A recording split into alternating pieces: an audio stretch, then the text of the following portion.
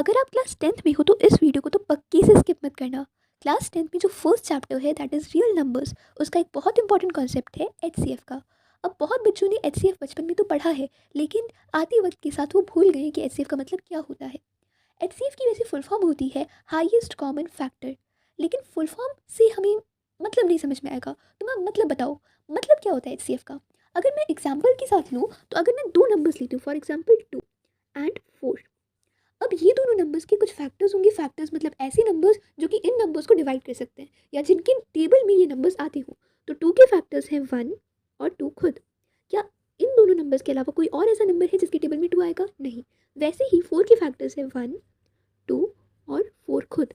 Right, तो ये है 4 के फैक्टर्स। अब एचसीएफ का मतलब हाईएस्ट, हाईएस्ट मतलब सबसे बड़ा। तो सबसे बड़ा क्या, सबसे बड़ा कॉमन फैक्टर। अब कॉमन फैक्टर मतलब कुछ कॉमन होना चाहिए। तो कॉमन क्या है यहाँ पे कॉमन है 1, राइट, और 2। लेकिन हमें हाईएस्ट की बात करी गई है, तो हाईएस्ट मतलब 2, राइट। तो 2 जो है वो हमारा हाईएस्ट कॉमन फैक्टर है। आई होप ये कॉन्सेप्ट आपको समझ में आ गया होगा। अगली वीडियो में हम लोग समझेंगे कि प्राइम फैक्टराइजेशन की मदद से हम कैसे किन्हीं दो नंबर्स का एचसीएफ निकाल सकते हैं। अच्छा, एक और चीज़, एचसीएफ को आप हिंदी में इस प्रकार से समझ सकते हो कि सबसे बड़ा ऐसा नंबर जो कि इन दोनों नंबर्स को डिवाइड कर दे, उसे हम लोग कहते हैं एचसीएफ। आई होप ये आपको समझ में आया होगा।